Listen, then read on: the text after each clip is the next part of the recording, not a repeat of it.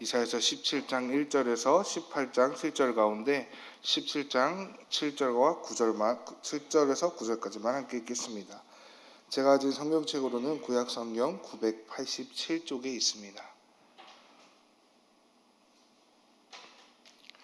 다 찾으신 줄로 믿고 교독하도록 하겠습니다. 제가 먼저 읽겠습니다.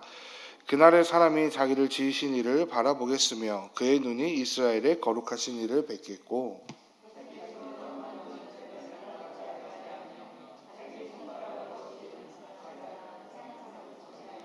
함께 읽겠습니다. 그날에 그 견고한 성읍들이 외적 이스라엘 자손 앞에서 버림받은 수풀 속의 처소와 작은 산 꼭대기의 처소 같아서 황폐하리니. 아멘. 하나님 앞에 드려진 귀한 예물이 있습니다.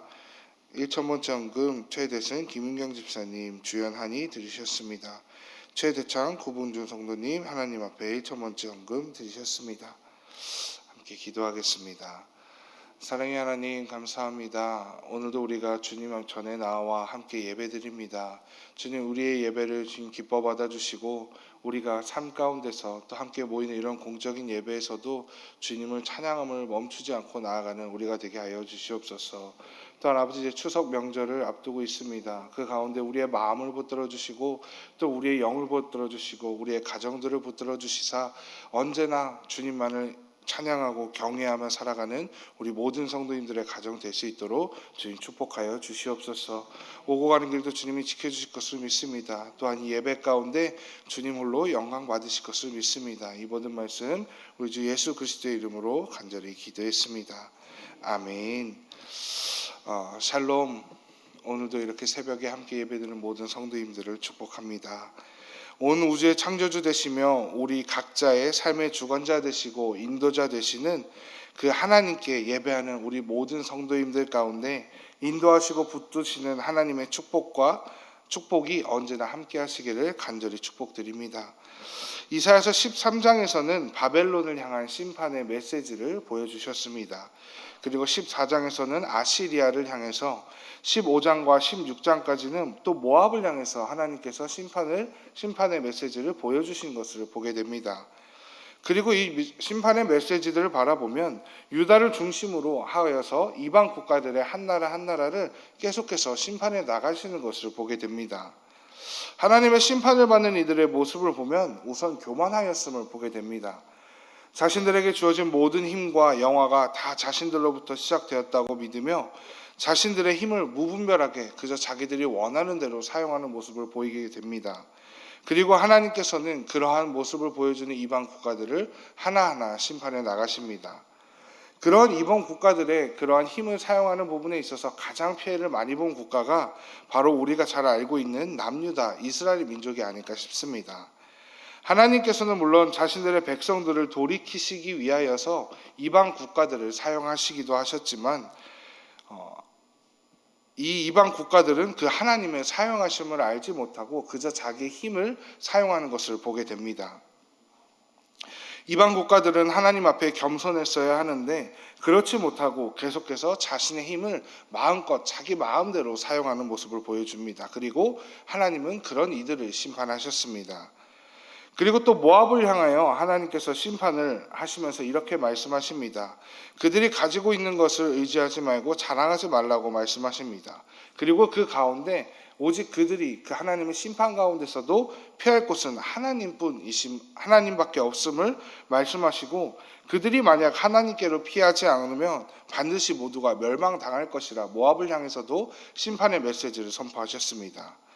그리고 오늘 본문에서는 뒤이어 다메섹을 향한 심판의 메시지를 보여주십니다. 다메섹은 시리아의 수도였으며 시리아를 구성하는 주된 민족은 또 아람 민족이었습니다. 즉 이사야 7장에서 등장했던 시리아를 향한 심판의 메시지를 지금 계속해서 보여주고 계신 것입니다. 자신의 17장에서 등장했던 시리아를 향해서 하나님은 지금 심판의 메시지를 보여주십니다. 직전에 모압을 향한 심판과 살짝 비교해서 보자면 모압을 향한 심판의 메시지는 주로 시골 농촌 지역에 임하는 것을 보게 되었습니다. 그런데 오늘 다메섹 시리아에 향한 심판은 대도시 수도인 그 다메섹으로부터 시작되는 것을 보게 됩니다. 즉 하나님께서 한 나라의 대도시이자 수도를 심판하시겠다라고 하시는 것은 시리아 전체를 심판하시겠다라는 뜻이 담겨 있음을 볼 수 있습니다. 그리고 그 수도를 향한 심판의 메시지를 보면 이렇게 기록되어 있습니다. 이사야 17장 1절입니다. 다메섹에 관한 경고라. 보라, 다메섹이 장차 성읍을 이루지 못하고 무너진 무더기가 될 것이라. 다메섹은 앞서 말씀드렸던 것처럼 시리아의 수도입니다. 어느 나라나 수도는 그 나라에서 가장 중요한 역할을 하며 가장 번성한 도시입니다. 그런데 그런 수도 다메섹에 성읍을 이루지 못하게 하신다. 무더기가 될 것이라 라고 말씀하고 계십니다. 그 나라에서 가장 번영하고 중요한 것을 제 기능을 하지 못하도록 하신다라는 하나님의 말씀입니다. 우리들이 바라보는 수도로서의 그 면모를 다메섹이 더 이상 갖추지 못하게 될 것임을 바라보게 됩니다. 그리고 4절과 6절에서는 다메섹과 더불어 에브라임과 아람을 향한 심판의 메시지를 선포하십니다. 이사야 17장 4절에서 6절입니다. 그날에 야곱의 영광이 쇠하고 그의 살찐 몸이 파리하리니 마치 추수하는 자가 곡식을 거두어 가지고 그의 손으로 이삭을 벤 것 같고 르바임 골짜기에서 이삭을 주는 것 같으리라. 그러나 그 안에 주울 것이 남으리니 감람나무를 흔들 때에 가장 높은 가지 꼭대기에 과일 2-3개가 남은 것 같겠고 무성한 나무의 가장 먼 가지에 4-5개가 남은 같으리라. 이스라엘의 하나님 여호와의 말씀이니라. 한때 하나님이 함께하여 주심으로 그들이 누렸던 영광의 자취만을 남기고 추수한 후에 아무것도 없는 들밭처럼 될 것이라 하나님께서는 심판의 메시지를 말씀하십니다. 하나님을 의지하지 않고 오히려 시리아와 연합하여 자신들의 민족인 남유다까지 침략하려 하였던 에브라임에게도 지금 이 심판의 메시지를 선포하고 계시는 것입니다. 그리고 그러나 우리의 하나님, 신실하신 하나님으로서 그 가운데서 또 은혜를 베푸시어 간신히 살아남는 자들을 남겨주십니다. 그리고 그제서야 비로소 이스라엘은 이러한 모습을 취하게 됩니다. 이사야 17장 7절에서 8절의 말씀 함께 읽도록 하겠습니다. 그날에 사람이 자기를 지으신 이를 바라보겠으며 그의 눈이 이스라엘의 거룩하신 이를 뵙겠고 자기 손으로 만든 제단을 바라보지 아니하며 자기 손가락으로 지은 아세라나 태양상을 보지 아니할 것이며. 아멘. 그날에 즉 하나님의 심판이 수차례 임한 후에 에브라임 곧 이스라엘 백성들이 자기를 지으신 그 하나님을, 지금까지 자신들을 인도하신 그 하나님을 바라보게 될 것이라 말씀하고 계십니다. 그때서야 비로소 자신들의 비참함을 스스로 깨닫고 스스로 만들어 섬겼던 우상들, 우리나라에서 만들었던 정승과도 같은 자신들을 지켜줄 것이라 생각했던 그 우상들을 그 우상들이 무력하고 쓸모없는 그냥 나무 판때기에 불과함을 깨닫고 하나님께로 돌아올 것이라 말씀하십니다. 우리의 삶을 보아도 우상, 우리가 왜 만들어내겠습니까? 다 나를 위한 위로와 책임 전가를 위해서 우리가 우상을 만들지는 않을까 싶습니다. 정말로 힘들고 어려울 때 내 마음에 조금이나마 위안을 삼기 위해서 혹 내가 원하는 결과를 가져오지 못했을 때 내가 이래서 저래서 우상을 믿지 않는다, 뭔가 하나의 피난처를 만들기 위해 지극히 나를 위한 우상을 만들지 않나 싶습니다. 그리고서는 우리의 인생에 뭔가 내가 원하는 대로 이루어지면 그것이 마치 내가 만들어낸, 즉 내가 기대고 의지했던 그 우상 덕분이라고 이야기할 때가 있지는 않나 싶습니다. 이것이 바로 우상의 본질이라 출애굽기 20장 4절에서는 이렇게 이야기합니다.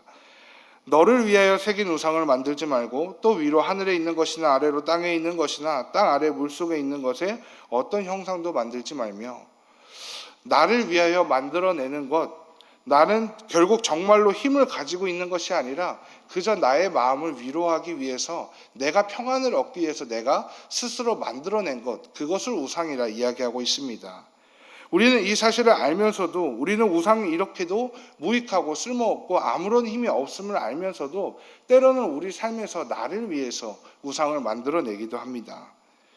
그 우상이 나를 내 인생의 실만한 물가로 인도할 것이라, 내 삶을 보다 낫게 하고 편히 쉬게 할 것이라 생각할 때가 간혹 있는 것 같습니다. 그러나 성경에서는 너무나 명확하게 이렇게 이야기하고 있습니다. 시편 23편 2절의 말씀을 함께 읽겠습니다. 그가 나를 푸른 풀밭에 누이시며 쉴만한 물가로 인도하시는도다. 아멘. 또 잠언 16장 9절을 함께 읽겠습니다.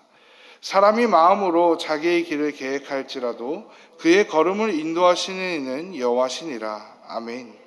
우리를 진짜로 실만한 실가로 물가로 인도하시는 분은, 우리의 모든 삶을 인도하시고 가장 좋은 곳으로 안내해 주시는 분은, 끌어가시는 분은 바로 여호와 하나님 한 분뿐이라 고백하고 있습니다.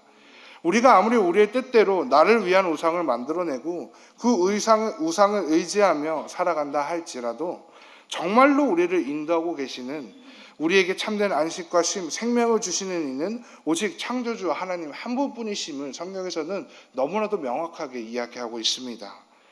우리는 우리가 만들어낸 피조물을 섬기고 있는지, 아니면 온 우주 만물을 창조하신 하나님을 바라보며 섬기며 경외하며 살아가고 있는지 반드시 되돌아보아야 합니다. 하나님은 그렇게 에브라임과 다메섹의 심판의 메시지를 주시고, 이어서 바로 이사야를 통해 예루살렘 곧 남유다를 향하여 또 이렇게 말씀하십니다. 이사야 17장 10절에서 11절입니다. 이는 내가 내 구원의 하나님을 잊어버리며 내 능력의 반석을 마음에 두지 아니한 까닭이라. 그러므로 내가 기뻐하는 나무를 심으며 이방의 나무가지도 이종하는도다. 내가 심는 날에 울타리를 두르고 아침에 내 씨가 잘 발육하도록 하였으나 근심과 심한 슬픔 날에 농작물이 없어지리라. 다시 말하면 이렇게 말씀하시고 있는 것이 아닐까 싶습니다.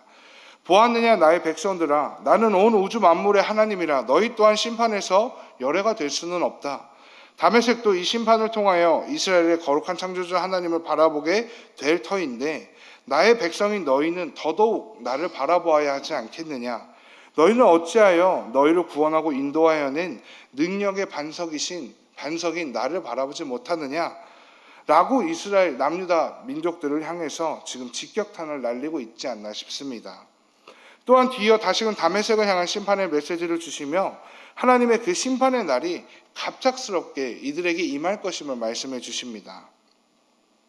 지난 월요일에 말씀드렸던 것처럼 열방을 향한 심판의 메시지는 열방에게 주시는 메시지가 아니라 오늘 예수 그리스도를 구주라 고백하는 하나님의 백성이라 일컫는 우리들에게 주시는 하나님의 메시지임을 우리는 함께 기억하며 말씀을 나누어야 합니다. 사랑하는 성도 여러분, 하루하루 하나님을 바라보며 살아가고 계십니까? 우리를 구원하여 주시고 인도하고 계시는 분이 이 세상에 다른 어떤 것이나 누군가가 아니라 오직 여호와 하나님임을 온전히 바라보며 살아가고 계십니까? 반드시 그렇게 오직 여호와 하나님을 나의 구주로 고백하며 이 세상의 창조주이시자 주권자이심을 믿고 바라봄으로 살아가는 우리 모두가 되기를 간절히 소망합니다. 이어지는 18장의 말씀을 보면 열국을 향한 하나님의 심판이 또 이어집니다. 지금의 이집트 최남단과 수단의 북쪽 지역에 해당하는 구스라는 지역에 하나님께서 심판의 메시지를 주시는 것을 보게 됩니다. 당시 강력한 군사력을 가지고 있었던 구스는 남유다에 사절단을 보내게 됩니다. 사절단을 보냄으로써 남유다와 동맹을 맺고 반아시리아 연대를 이름으로 강력한 국가 아시리아를 견제하려 하였습니다. 그런데 참 이상하게 이 오고 있는 사절단의 이사야를 통해서 하나님은 이렇게 말씀하십니다.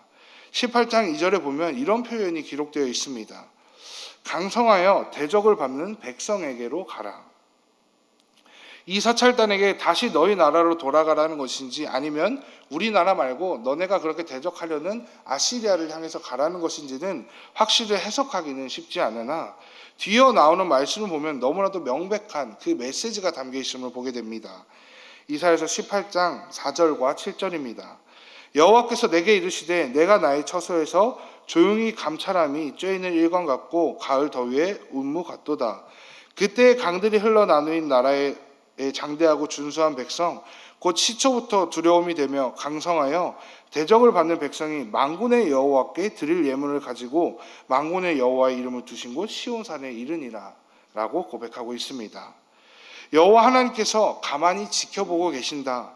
그런데 너희가 어떤 일을 하든지 간에, 무슨 일을 계획하건 간에 너희가 우리에게 사절단을 보내서 더욱더 강력한 나라를 견제하고 어떻게 하려 하였건 간에 하나님께서 그 강력한 국가들은 모두 다 하나님께로 돌아와 예물을 가지고 여호와의 산 시온으로 와 하나님 앞에 엎드려 바칠 것이라 말하고 있는 것입니다. 하나님은 절대로 온 세상의 역사를 어떠한 것에 맡기지 않으십니다. 때로는 강력한 국가를 통해서 하나님의 백성을 다그치시기도 하고 하나님의 메시지를 전달해 주시기도 하지만 그것은 하나님의 역사를 이끌어가는 과정 중 도구로 쓰실 뿐 절대로 그들로 하여금 온 세상의 역사를 자체적으로 그들이 이끌어가게끔 하지 않으십니다. 하나님은 조용히 지켜보시는 가운데 하나님의 때에 가장 적당하다고 적합한 때에 적합하다고 생각하는 그때에 하나님이 개입하셔서 하나님의 역사를 계속해서 써나가시고 하나님의 뜻을 보여주십니다. 그 때가 언제인지는 알 수 없으나 분명한 것은 아무리 강력한 국가들이나 아무리 강력하다고 생각하는 그 우상들이라 하더라도 아무리 우리의 삶을 지배할 것만 같은 그 어떠한 무엇인가라고 하더라도 결국에는 하나님께로 돌아와 스스로 자신을 낮추고 엎드려 경배할 것임을 이사야는 말하고 있습니다. 사랑하는 성도 여러분, 하나님이 계신 그곳이 곧 이 세상의 중심이며 이 세상을 다스리는 본부입니다. 이 사실을 굳게 믿음으로 오늘 하루도 나와 함께 하시는 하나님과 함께 또 하나님의 말씀대로 하나님의 뜻대로 살아가는 우리 모두가 되기를 소망합니다.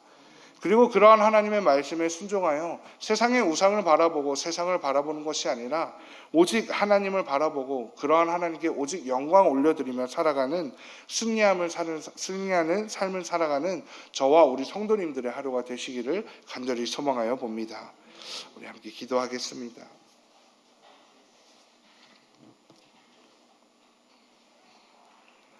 사랑의 하나님 감사합니다.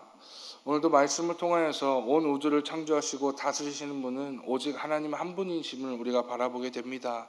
그리고 우리가 혹 살아가면서 그 창조주이시자 주권자이신 하나님을 바라보지 못하고 혹 우리가 만들어낸 그 신을 바라보며 살아가고 있지는 않은지 되돌아봅니다. 주님, 우리의 삶 가운데 우리의 마음 가운데 혹 그러한 것이 있다라고 한다면 주님 앞에 과감히 내려놓고 오히려 이 세상을 창조하시고 주관하시는 하나님을 바라보며 살아가는 우리 모두가 되게 하여 주시옵소서. 또한 오늘 하루 가운데 나를 따라 살아가는 것이 아니라 나를 만드시고 이 세상을 주관하시는 하나님의 말씀대로 살아가는 우리 모두의 삶이 될 수 있도록 주님이 인도하여 주시옵소서. 오늘도 그런 주님을 예배하며 나아가오니 우리의 예배를 기뻐 받아 주시옵소서. 언제나 함께 해주실 것을 믿으며 이 모든 말씀 우리 주 예수 그리스도의 이름으로 간절히 기도했습니다. 아멘. 너희는 이렇게 기도하라. 하늘에 계신 우리 아버지, 아버지의 이름을 거룩하게 하시며 아버지의 나라가 오게 하시며 아버지의 뜻이 하늘에서와 같이 땅에서도 이루어지게 하소서. 오늘 우리에게 일용할 양식을 주시고 우리가 우리에게 잘못한 사람을 용서하여 준 것 같이 우리 죄를 용서하여 주시고 우리를 시험에 빠지지 않게 하시고 악에서 구하소서. 나라와 권능과 영광이 영원히 아버지의 것입니다. 아멘.